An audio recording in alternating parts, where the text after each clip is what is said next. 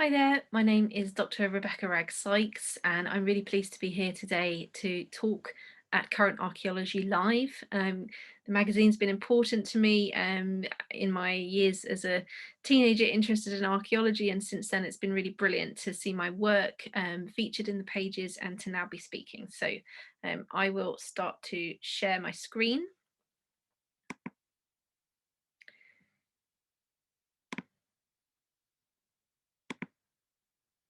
Okay, here we are. Right, so I'm here to talk about Neanderthals in the outermost west. So in terms of their world, that means Britain, essentially. So just to give a little bit of background for people who may not know that much about Neanderthals, this image shows 4 million years worth of evolutionary context in terms of where the Neanderthals fit into our broader hominin family tree. The lower half of the image covers 3 million years, and that includes very early hominin species, Homo habilis, and also the even more ancient Australopithecine species. The upper half of the image covers only the last million years, so you can see the scale change there. And you can see at the top there's a Neanderthal skull. The red circle marks the point at which the Homo lineage that was leading towards us split into Homo sapiens, and then also to the branch that would lead to the Neanderthals, as well as the Denisovans, a very closely related species. So you can see that that's only around 550 to 765,000 years ago that that split actually happened, which is really recent. And Neanderthals themselves really became a more distinct population in anatomical terms around 350,000 years ago, 400,000 years ago, something like that. So overall, they're very close to us in that sense of chronology. You know, they emerged around the same time as us, and in terms of how long we've known them as well, they were the first hominin species we encountered in the middle of the 19th century. So we've known them quite well for a good 160 odd years. And you know, what are we looking at in terms of these other kinds of humans? What do they look like? Well, really, they're pretty similar to us. This is not some kind of bent over, very primitive sort of ape missing link type creature. They are as upright and bipedal as us, and you can see overall there's not that much difference between the bodies. On the left there is a Homo sapiens, on the right is a Neanderthal. When you look a bit closer, you do see differences though. The hips you can see are different, the pelvic area. The ribs are much more flared towards the bottom, and also the skull, you know, the faces really are quite distinctive. They're bigger, they have larger noses, the whole sort of nose and the mouth area is pulled forward, the eyes are larger, and also the shape of the skull is different in Neanderthals, or rather, our skull is different. We have for the whole Homo sort of grouping, we have a really unusual, very globular balloon-like head. Neanderthals isn't like that, it's more sort of sloping backwards. There are other differences as well all across their bodies, but really they are quite similar. And as I said earlier, we have known about Neanderthals for an awfully long time. They were the first hominin that we actually found and realised existed. And over that span of time between the mid-Victorian period and where we are today, the 21st century, the view of what Neanderthals were like has enormously changed. This sculpture here is actually from the 1930s. It's a beautiful sculpture, but it does embody these early opinions that were still hanging around then about Neanderthals as being sort of pretty much just failures, and you know, this guy just looks sort of sad to be alive, really. Whereas if you come forward to where we are today, many decades on, this is the view of Neanderthals, you know, extremely physically fit, able, capable, different kind of human, and also with a full hunter-gatherer lifestyle there shown by the spear. Something else that's also shifted over the last sort of 70 years, I guess, is an understanding that Neanderthals were more than just creatures that lived in the cold. You know, there's this idea that they were very explicitly Arctic adapted. And that has really changed. Over the span of time when they existed, um, from around 350,000 years to when they disappear around 40,000 years ago, we know that they survived and adapted to multiple cycles of climate change. Some of it was cold, but they also lived in what we call interglacial periods. So that's times when it was as warm as it was now, or even warmer. And we should be thinking about Neanderthals not just as striding across tundra, but also moving through woodlands and experiencing those different environments, the different animals that were there, all of that diversity. And something else really important in the sort of revolution in how we see Neanderthals is archaeology itself, is the fact that the discipline has matured. And this is one of the things that I really tried to communicate in my book Kindred, all about the amazing stuff that we can do with archaeology now. And that comes partly from our understanding now that, everything is important. All the stuff that we find, from objects to tiny, tiny remnants in the sediment, it's all got amazing amounts of data to tell us about Neanderthals. So we are much more comprehensive about how we excavate, how we record. We understand that it's not just individual artifacts that can tell us things, although they can with huge range of archaeological science analysis that we can do now.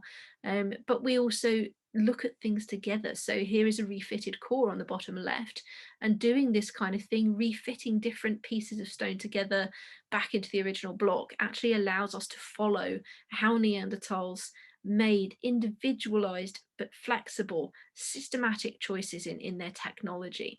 And also on the lower right there, we can see a couple of examples of tiny, tiny little pieces of bone and charred wood from inside Neanderthal hearths. And this is the other thing, the scale of archaeological analysis now.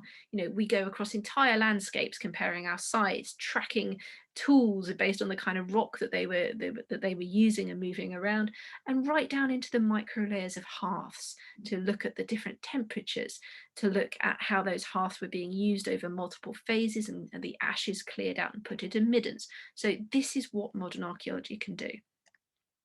And where does that leave us? Well, as I mentioned, we understand that Neanderthal use of stone was massively more sophisticated than used to be believed 50 years ago.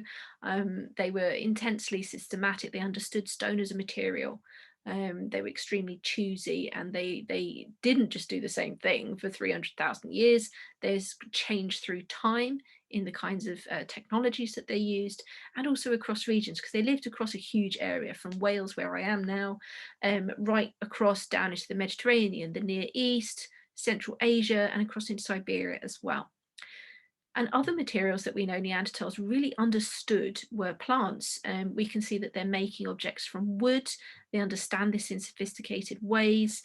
They're also using plants to make adhesives. Now we can see that there is bone technology as well, sometimes formalized. It's not that common, but they are using bone tools as well to work animal skins. And there are also other kinds of material engagements that Neanderthals seem to be doing, which sort of, although the evidence is rare, when you put it all together, a really interesting picture emerges of what seems to be Neanderthal aesthetic. So interest in pigments, in colour, in the application of colour to surfaces on unusual objects, whether that's geodes or fossil shells down at the bottom, or even raptor claws. And also along with that, we can see that they're mixing pigments as well, creating new effects. And there are also growing numbers of cases where we can see intentional sort of incisions, series of markings on other surfaces, whether bone or stone as well. And then there's also really strange, unusual, unexpected things. For example, this is a massive construction inside, deep inside a French cave called Bruniquel, of stalagmites that have been formed into rings and little heaps burning on top of them. But you can see in the lower right that within that, this isn't just stuff that's shoved together. These are actually things that are constructed. Things are stacked on top of each other. And this was made 174,000 years ago, presumably by Neanderthals. So what is going on in Britain? Well, To understand the British context, what's different here is that we don't have a continuous presence of Neanderthals. We have an early Neanderthal presence, the early middle Paleolithic. So that's the term we use for the archaeology associated with Neanderthals. And that seems to fall between about 300 and 200,000 years ago. What's going on then? This was a warm-ish period. One of the main technologies that Neanderthals were using is called Levallois. Basically, it's a prepared core technology, which means that they manage the surface of a stone block by taking off different pieces first to control how the energy of their strike goes through the rock, and it allows them to actually end up with much more predictable products at the end of that. So different kinds of flakes, but they could also be points, as you can see on the right, and blades. And we do have some really beautiful sites in the UK which have some decent preservation. And on the lower left there, you can see one case where there has been really fantastic refitting work done by Becky Scott, which explores the flexibility in how Neanderthals, early Neanderthals, were using their stone tool technology. And one important site as well is Pont Newydd in Wales. And this is the only cave site we have for this period for Neanderthals. They are using Levallois. You can see the middle object there, that's on flint, from sort of flint left over in glacial deposits in the region. But they're also using the local volcanic rocks. And they're adapting their techniques. That's actually a hand axe there on the left, but they're also using the Levallois method on this really tough rock to work. So they're all adapting, they're flexible. And we can see that there's also remains of Neanderthals at this site as well, adults and children. And we don't know the context for how those remains got into the site. This is another big question with Neanderthals, of course. There have been debates for a long time about burials. It's very hard to know what's going on at Pont Newydd because the remains are very fragmentary, just pieces of, mostly just teeth and a couple of pieces of jaw. But elsewhere now, we are edging a little bit closer to understanding what's going on. And it does look, when we have modern contexts where we can excavate, such as on the left here, this is a new find from Shanidar Cave in Iraqi Kurdistan. It does look as if what we believed was possible, which was that entire bodies were sometimes being deposited, that does look to be the case, and even more so within features that the Neanderthals themselves were either sort of digging or altering. So like a natural sort of depression in a cave is being altered and increased. But other things are happening too. From work across many different sites now, we're getting a picture that Neanderthals were also interested in taking bodies apart. And so in butchering the remains of the dead, sometimes eating them, yes, but there's also intriguing hints that something else may have been going on. Sometimes there's higher percentages of cut marks on the Neanderthals compared to the animals in those sites. And also we can see in the center here, there's one case from France where a piece from the top of a butchered skull was actually used as a retoucher. That's just something that you use when you're making a flint artifact. But this is the only case anywhere from any Neanderthal site in any species where they've used the skull. It's actually not a great piece of the body to use as a retoucher. So it's interesting, are they using that part despite its unsuitableness for the task? And then there's also a focus on a skull, which is very interesting. It comes back to this idea about aesthetics. From a site in Croatia called Krapina, we can see a series of over 30 tiny little cuts on top of a skull that are nothing to do with butchery. So interesting, and that's going to continue to evolve this picture about what Neanderthals do with the dead. Back to Britain. After the early Neanderthal presence here, there's basically a whole span of time when it appears that nobody was actually here apart from animals. There are different reasons as to why that may be, but it's probably strongly linked to climate. After the last cooling where the Neanderthals were here, it was very intense cold. Probably that's why they were gone again. But then it may be that final period of cooling, there was very rapid warming after about 130,000 years ago. And that may have been enough to raise sea levels really quickly, cutting off Britain from anything except the animals that got here first, basically, the animals that could make it over, and especially through potentially wet environments as well, marshland and things like this. So for example, we do have hippos. This is a warm period. This is a period when it's actually 2 to 4 degrees warmer than today. Through that period of time, it starts warm, then the climate starts to deteriorate, and there were periods when it would have been possible, we think, for Neanderthals to get over, but really only towards the very end. There's literally 2 flakes of flint from a site in the southeast of England that have been claimed to be from the end of this apparently empty period. So we're not really sure what's going on. But interestingly, horses are also absent, which may point towards it actually being more to do with different kinds of environments that Neanderthals were happy in or not. But after this, it gets extremely cold again. And Neanderthals, although they're in northern France, again, they're not here. And then there is a return. So this is when we see, this is the late Middle Paleolithic here.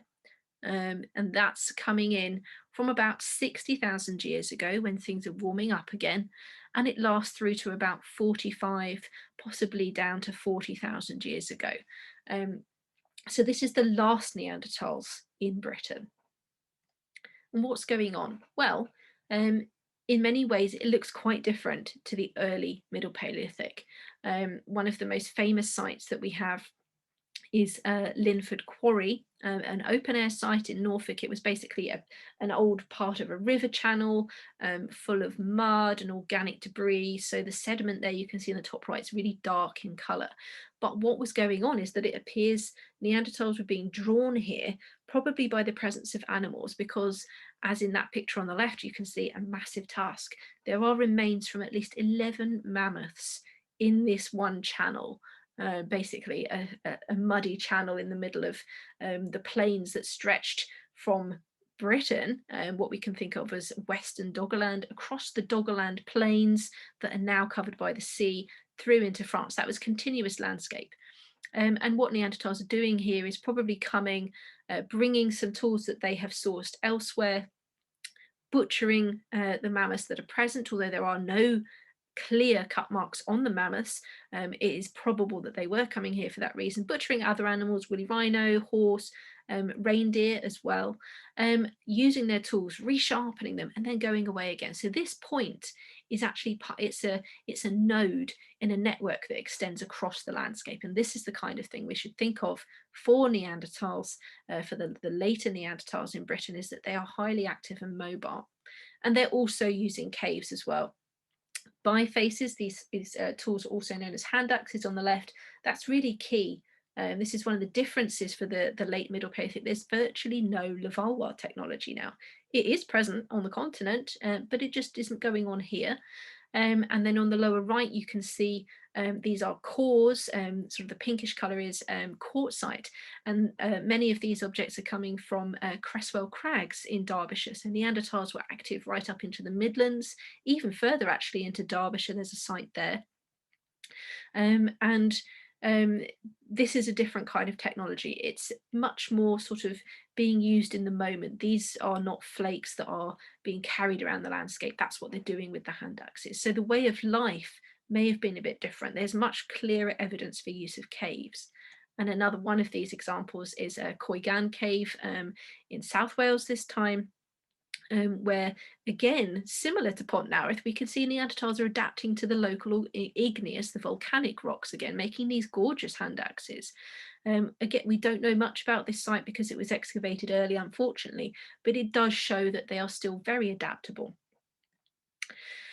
And really, just to finish off the talk, the British record for Neanderthals is really quite tiny. I did my PhD on the later Middle Paleolithic, over a decade ago now, and there's only sort of 1,500 objects maximum. That's not even part of a layer in a rich Neanderthal site on the continent. So the kind of record we have here is quite different, but it is distinctive, it's interesting. And although Britain itself doesn't necessarily sort of wow us with, you know, really important, amazing sites with cool preservation of wooden spears or anything like that. It does tell us that Neanderthals were able to operate right at the margins of their world. And that was looking a little bit distinctive in technological terms too.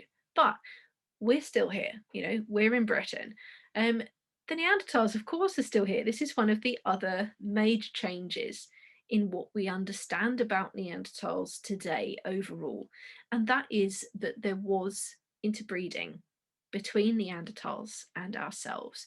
Now, this image shows the broad contacts in population terms between Neanderthals, the Denisovans, this closely related group, and early Homo sapiens. And you can see some of the stars mark interbreeding events there.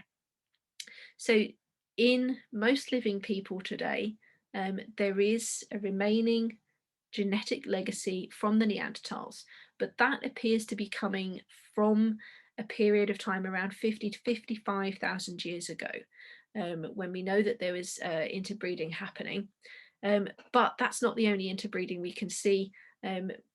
Thanks to some early Homo sapiens fossils dating around 40 to 45,000 years ago, we can see interbreeding ancestry in those too. But those individuals, those Homo sapiens individuals, left no legacy themselves. You know, they came from subpopulations that do not have any living descendants today.